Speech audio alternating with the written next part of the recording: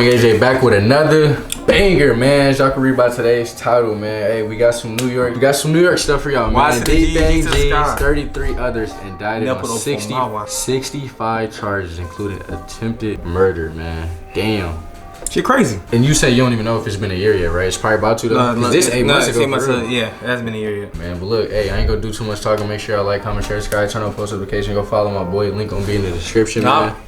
Finna get free them teas, man. Free Dthang. Hey, and like I said, man, even somebody else commented today. They said y'all cause we was hoeing D-Dot? Yeah, about a song. Somebody comment, wow, they didn't hoe y'all about D-Dot, but they gonna hoe y'all about Didi though. Cause remember we said this song was trash and shit, but nobody really said nothing.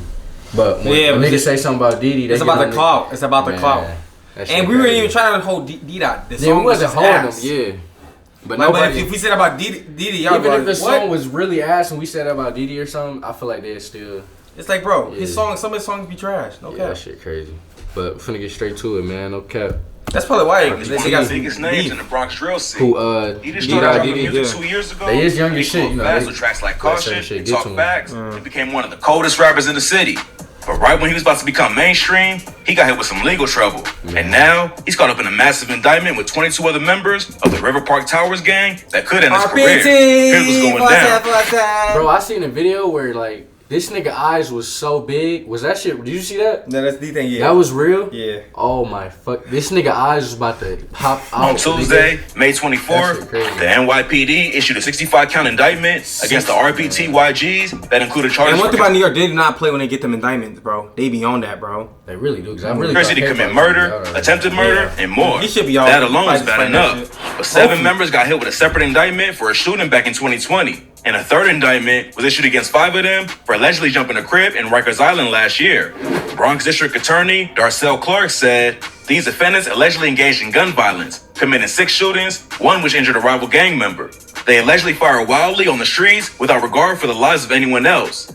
They allegedly possessed a gun using the shootings that they posted on social media and rapped about the violence. Yeah. The conspiracy indictment is the one that Dthang is wrapped up in, and it's probably the most serious. New York State usually lets the feds handle cases like this under RICO, but a state conspiracy case is almost as bad for the dudes who have to fight it. It's usually easier to beat a murder case than conspiracy or RICO, because if someone you're affiliated with commits a crime, you can end up going down with them, even if you wasn't directly they involved. got my nigga off the tech. Damn, that nigga was chilling, bro. Aside from more serious charges, they also got hit with an animal cruelty misdemeanor.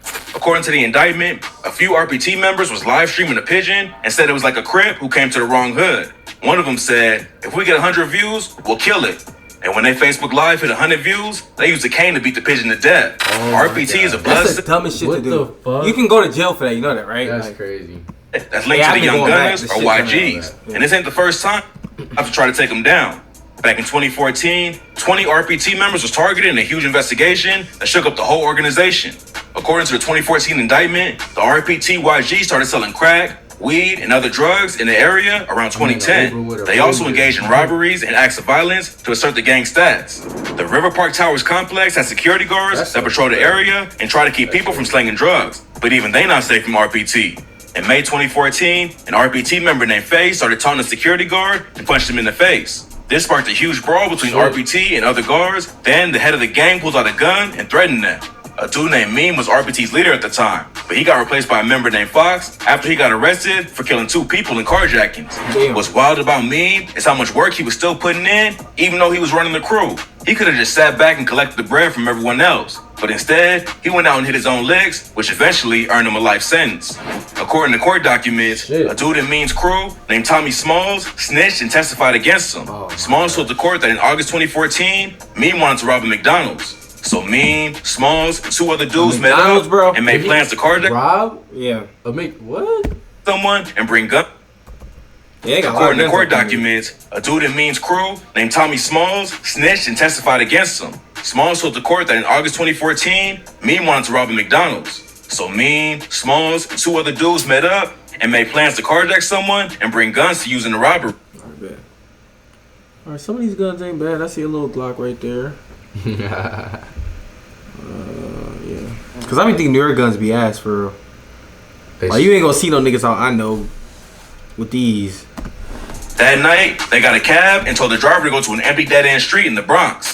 Mean pulled out his burner and told the driver to get out, but he refused. Then Smalls dragged the driver out of the car and Mean shot him in the back of the head. They left his body in the street, then used the cab as a getaway car when they robbed a convenience store and a Dunkin' Donuts later that night. Meem and his crew killed another cab driver a week later, but the plan went sideways and they couldn't use the car for another robbery. A surveillance camera caught them dumping evidence in the dumpster, and the cops found a pair of gloves they traced back to the crew. Smalls and the two other dudes all pled guilty, but Meem took it to trial and ended up with a life sentence plus 34 years. Everyone in the gang paid Meem for permission to move weight, but clearly they was careless about who they sold to. The indictment lists over 30 times that dudes from RPT sold crack, weed, and other drugs to undercover cops. Damn. Verizon has the epic new phone. Switch and save up to $1,000 on the new Galaxy S23 Ultra. Now that's epic on the network America relies on. That's crazy.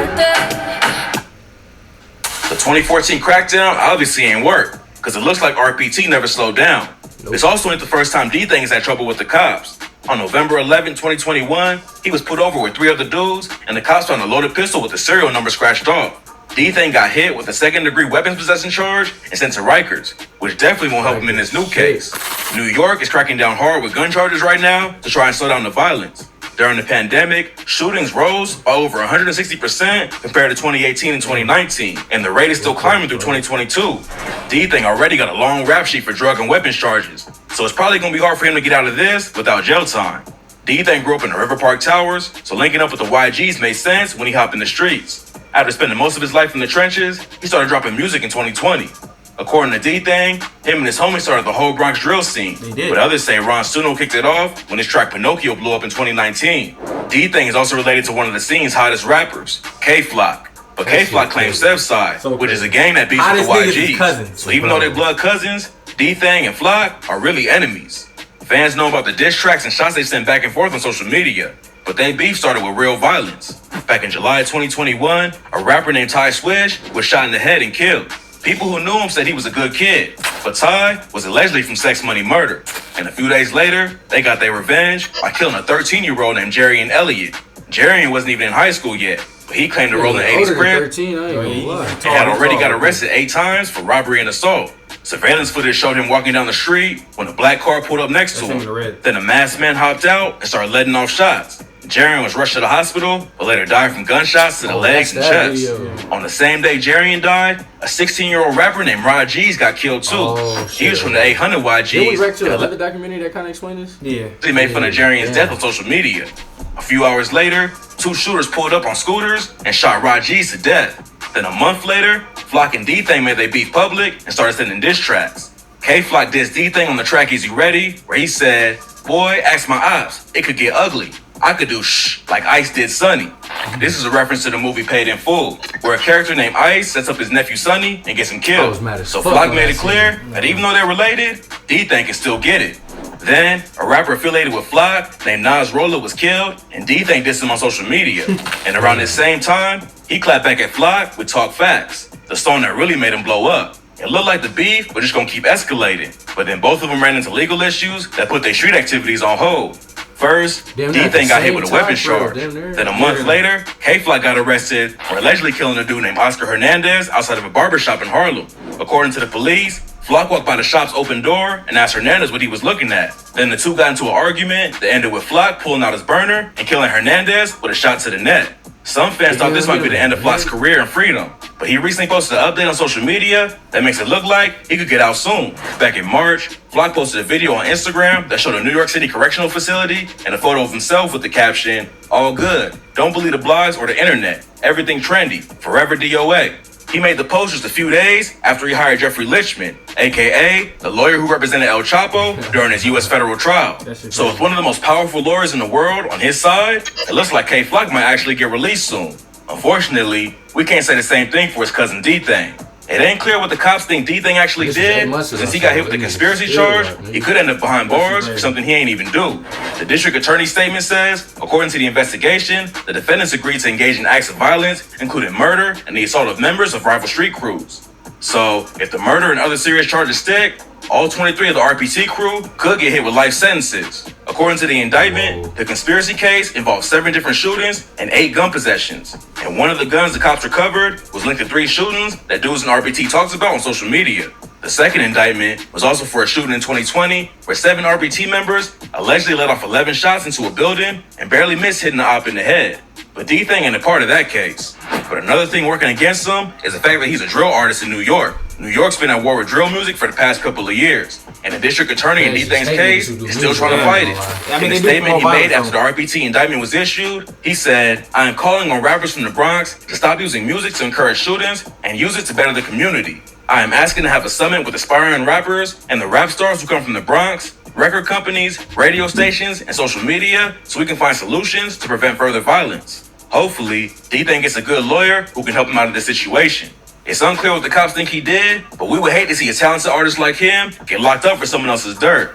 But unfortunately, New York State conspiracy charges can be tough to beat, so he could be facing serious time if things don't go his way. More news about this story can break any day, so stay posted for updates." For real, that shit crazy, man. We might have to see that next.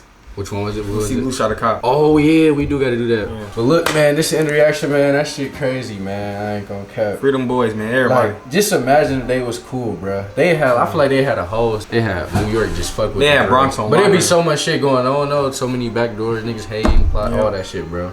But yeah, man, this end reaction, man. Make sure y'all like, comment, share, subscribe, turn on post notifications, man. We out.